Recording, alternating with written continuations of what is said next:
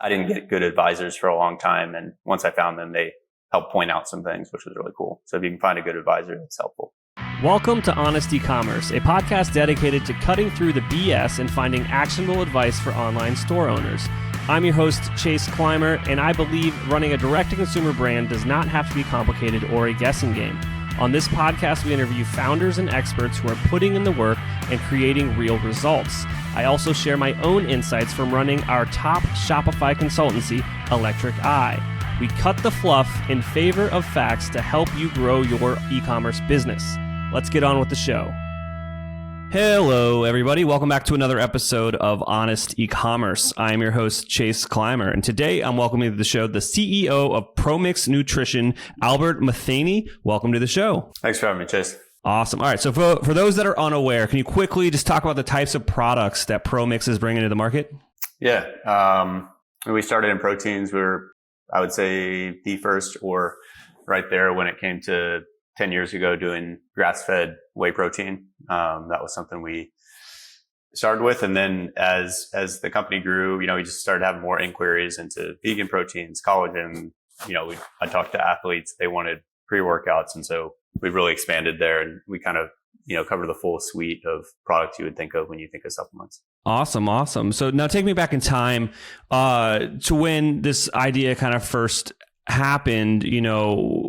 What were the next steps from going from like idea to an actual product, I guess? Yeah, quick context was just, I grew up in Gainesville, Florida.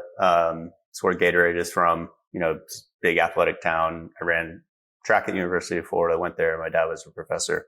I grew up a couple blocks from Dr. Cade, who started Gatorade. So I was around Gatorade products and was kind of like, there's not much going on in Gainesville, but you like sports and you like having that insight into, okay, there's like, this is a potential business. Outside of that, I didn't really have any sort of business people. It was, if you're from a small town, like probably doctors and lawyers are like who you think of when you think of successful people in town. And then really just, I honestly Googled and started trying to learn. And, I started out setting up my own certified organic handling facility and, talking to farms that did dairy, and it just kind of built from there. So it was very organic. I definitely did not, you think about how to spin up a e-com brand today.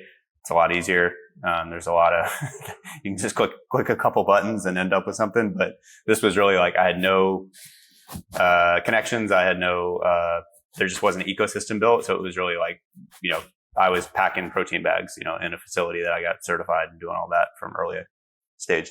Absolutely. Now, when you had this idea to build this business, did you do any kind of validation to see if like the market even wanted what you were trying to sell? Not really. I think about, I saw I think it's a lot of times I'll see parallels in other markets. So,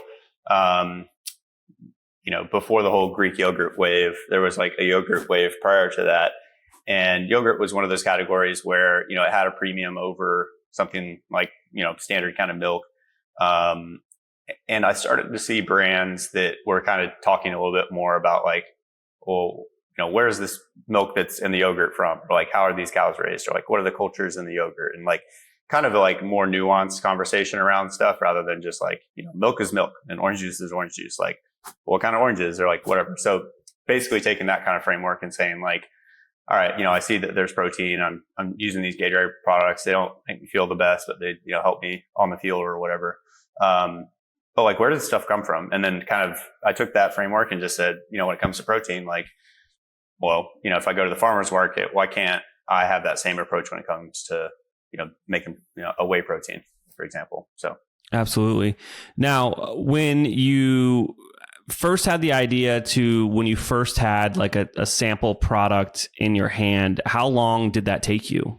It took a little while just because there was a lot of like basic business setup that I had no idea. I was like literally calling like the SBA and being like, can you connect me with like somebody who knows how to start a business, and like very, very basic stuff, which is cool because, the government actually does have a system where like, if you have no idea what you're doing, like they do have a system to like help foster that, which is kind of unique probably to America a bit.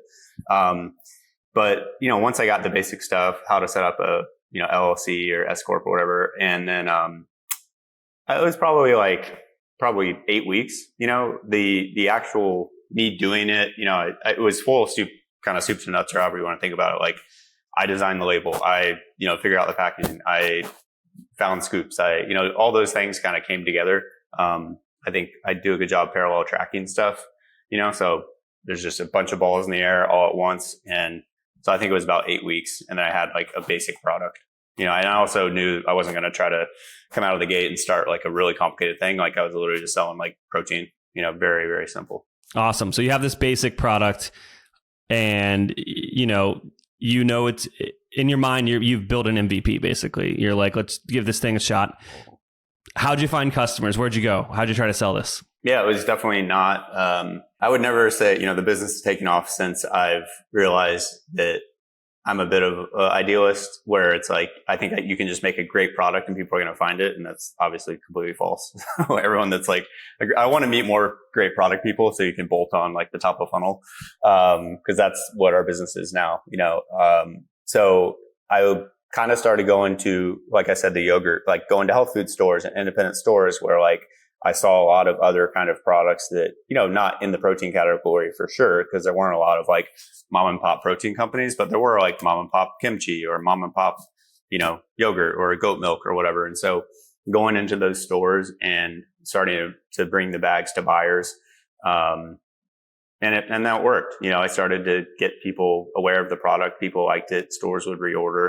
I'd set up a basic website. People would find the website. I think it was important again, where like, again, I'm not good at marketing, but there are people, if you make a really good niche product, they'll find it, for sure. Like if you're like, oh, I'm doing, some kind of mushroom variety that's super rare. There's probably not, if you Google that, there's probably like maybe 5 sellers of some like niche mushroom. So doing like a grass-fed whey protein when 99% of people had not heard the word grass-fed, except these like fringe healthy type people, and they found the product. And then, fast forward a little bit, getting on Amazon was where, Amazon was kind of like new then, and being a new product in a new category, then things started to go. Yeah. So let's talk about timelines. When was that? 2011-ish.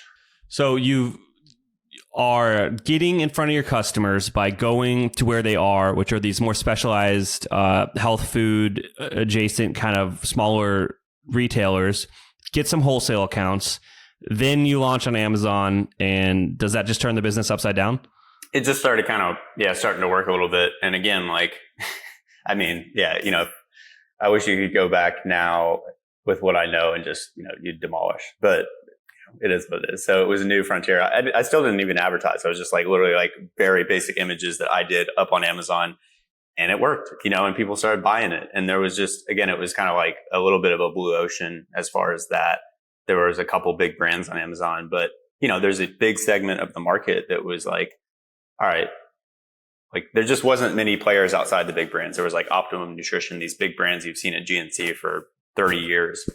They had their presence, but seeing a product that was kind of like clearly more like natural, spoke to a lot of people, because the whole supplement space, that's, I love, still do, like you've gotten more homogeneous, but when Whole Foods used to be really like kind of trailblazing, you would go through the aisles and like you could see where certain, again, like parallel categories where like, oh, somebody put, instead of in a plastic thing, they put it in glass, and that totally elevates the category.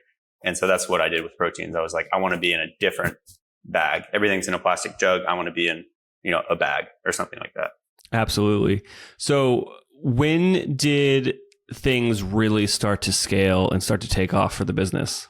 There's like 2 different points. One was, still not really leaning into the marketing side, but figuring out Amazon more and spending a bit of money on Amazon. And that the business started to crank along and was profitable and at a good, medium 7 figures for a number of years and throwing off good profits. And then a few years ago, I started a gym in New York in 2013 that's still around. And that was really a community piece because, e-com is, there's more of an ecosystem now, but like you're basically on your computer by yourself most of the day. So it wasn't really fun. And I'd always been training in athletics. So I was opening a gym with some buddies. That created a community piece that I really enjoyed.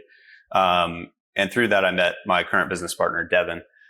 He was involved in another gym. And then we just kind of had the same thoughts around food and nutrition. And he grew up on a farm in New Hampshire. So we were all like in the same headspace.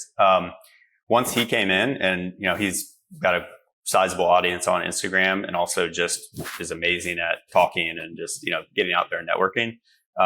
Then the business, has doubled, a little bit more than doubled the last couple of years. So it's been, like I said earlier, that top of funnel bolt-ons are really good products because there's huge amount of repeat customer rate, everything like that, but just unawareness. I had products where I almost discontinued them, been on, selling for 2 years.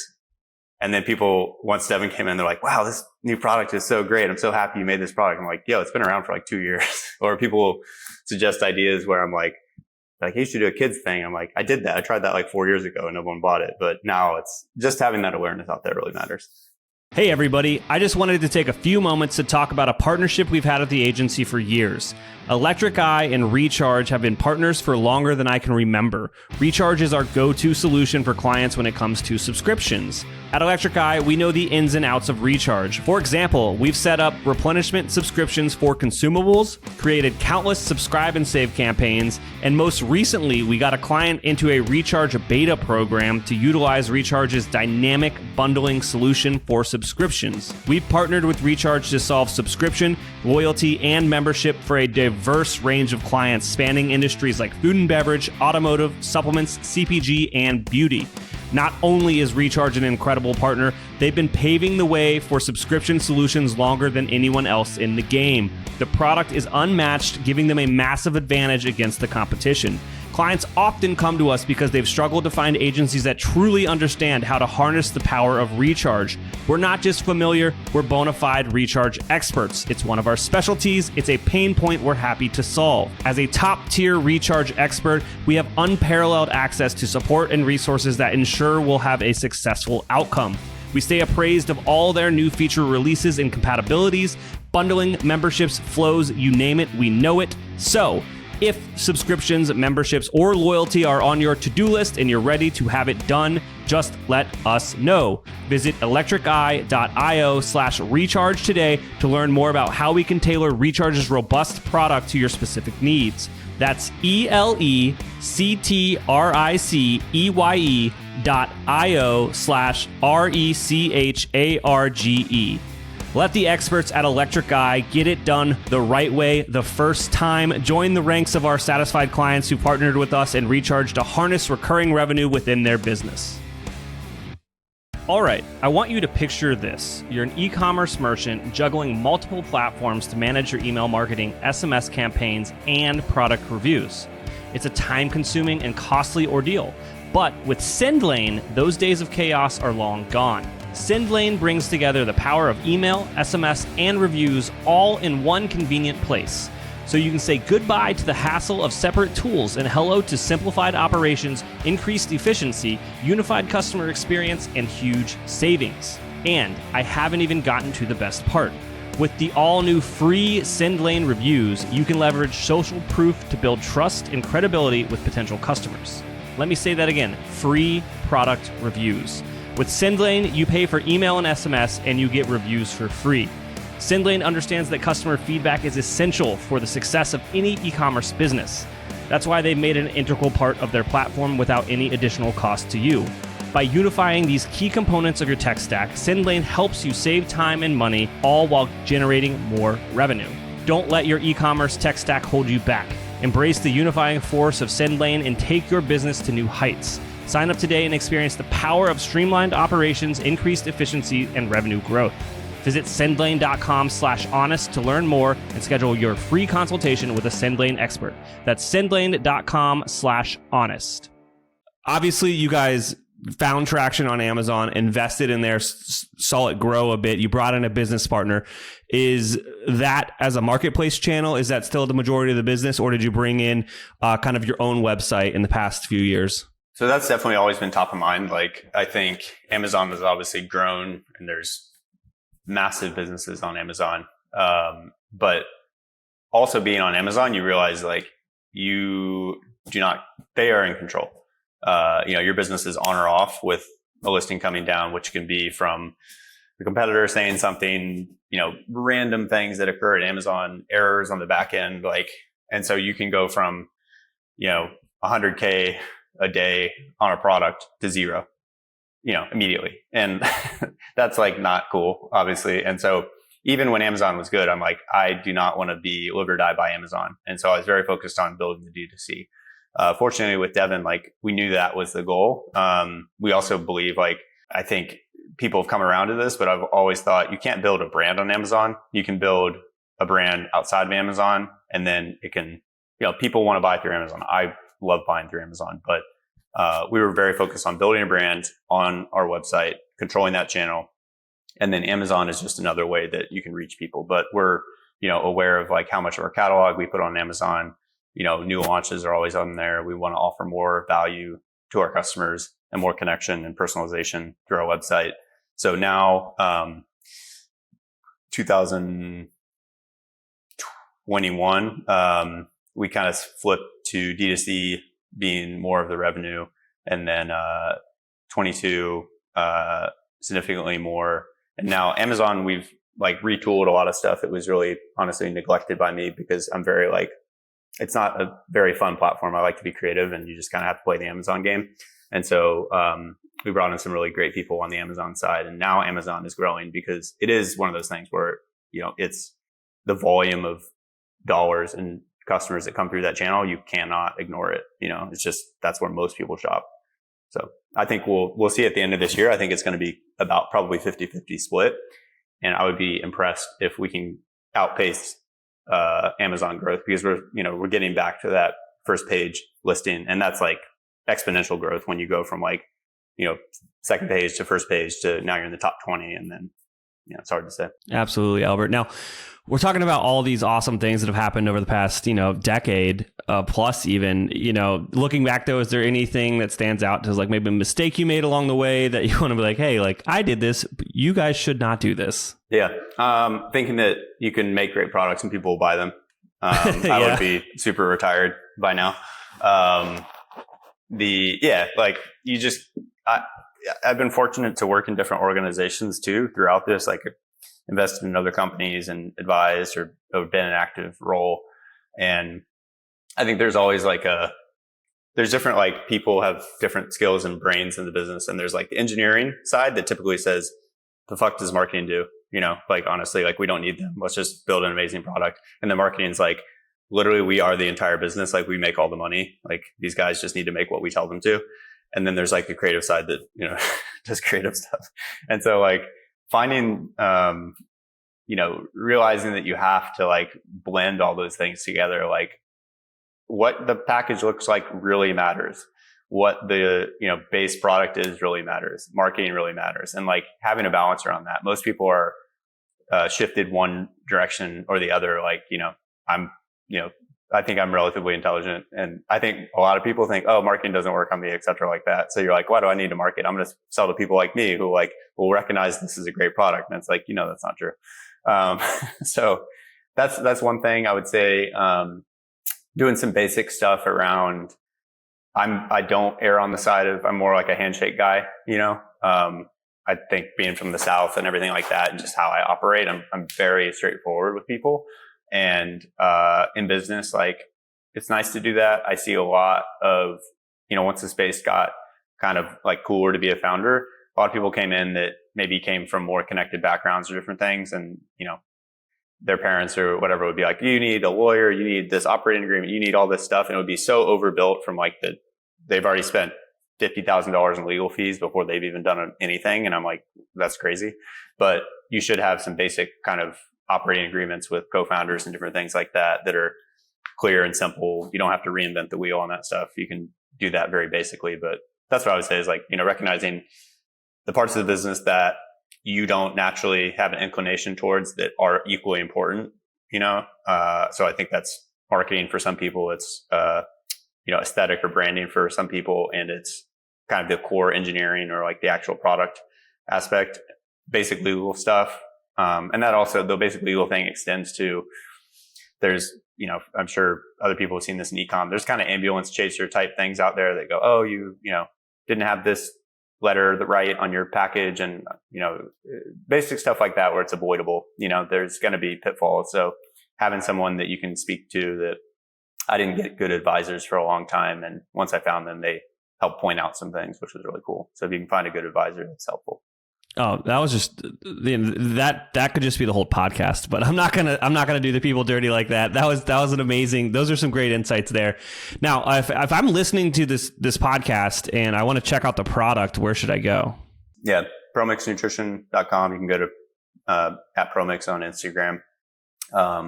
I would say, that's one piece of advice, and this is more from the advisor side, is, most brands try to do a bunch of different channels. You're like, oh, if this one's working, let me diversify. And it's like, absolutely fucking not.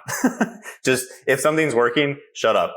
Do more of the thing that's working. And that's, again, like what I would do. Like if I could go back and just say, Albert, I don't care if you like Amazon or not. Amazon's working. Just don't do anything else. I would be retired, and that's probably the best advice. You see the people that do really well. I haven't been attracted to some of the like vanity metric stuff, but definitely don't be chasing articles. Like the people that are really crushing it are just they're in a super focused zone of doing what works and just keep doing it. And they just keep doing it until they see like clearly diminishing returns or you've really exhausted something and then you move on. But yeah, no, Albert, you are saying things that I've been saying for a very long time here. Like one thing is we're talking about like getting caught up in like the legal stuff. It's just like, a lot of people start a business and they are doing business, but they're not selling a product and they're not making any money. And I was like, that's not a business. That's a waste of money right now. I don't know. It's like, go sell the thing. And then the other thing is, so many times I'll talk to founders and they're starting to find product market fit and they're starting to do the thing. And they're like, yeah, so like Instagram works. We're going to go try TikTok and Snapchat too. And I'm like, no. Take all that budget, put it in. You found it already. Just pour gas on the fire. Yeah. I think people, a lot of times like you've been around the space and and like, if you're a young founder, you don't know those things and you think, well, more is more, or, can I do these other things? And like having someone who's like, tells people like sometimes you don't recognize how special something that you're doing that is working, or you need someone to tell you this isn't actually that great, so having like a reality check right there is super helpful, where you go, look, if this is your CAC on Instagram, like this is good. Keep doing this, I don't know what you're talking about if you're trying to do something else. No, absolutely. Now, Albert, is there anything that I haven't asked you about today that you think would resonate with our audience? No, I'd say like, I don't know. I was trying to think of like helpful stuff. Definitely not having too much money is helpful. That's good. You need to be motivated. You will, like, I've had times, like I said, where the business was going very well. It was at a smaller scale, but it was very profitable. And I was like, oh, like I can try these new products, or like way over optimize on something that no one cares about. That's like a personal thing. You have to realize like where you are in that. If you want to have a business that is kind of more lifestyle-y and you want to do crazy stuff, like I over-designed different packaging and did unique things, that you have to keep in mind the margins of different things. I think that's like, again, like if you come from a non-traditional kind of background like me, I would consider a lot of people that are successful have done something like gone to Wharton or something like that, where they're a bit more like purebred as far as like, spreadsheets or technical. And you get drilled on having things like, well, what's your gross margin? Like most founders that are creative or product driven, that's kind of an afterthought. And it can be, and it should be, you should try to do something that is so cool and unique and really, I think, scratches like your own itch. But then you also need to reality check that and say, can this actually ever get to a point where these margins make sense? Otherwise you don't have a business, and I think that's actually a risk that can occur.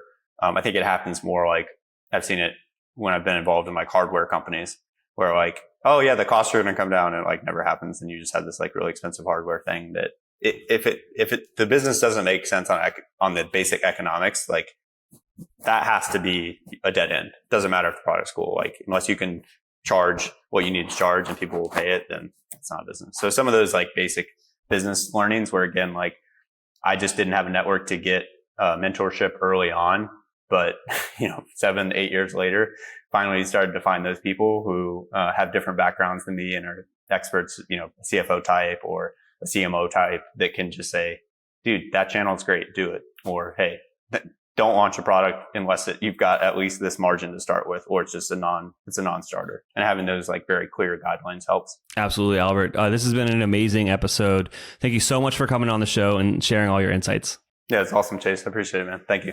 We can't thank our guests enough for coming on the show and sharing their knowledge and journey with us. We've got a lot to think about and potentially add into our own businesses. You can find all the links in the show notes. You can subscribe to the newsletter at honestecommerce.co to get each episode delivered right into your inbox. If you're enjoying this content, consider leaving a review on iTunes. That really helps us out. Lastly, if you're a store owner looking for an amazing partner to help you get your Shopify store to the next level, reach out to Electric Eye at electriceye.io/connect. Until next time.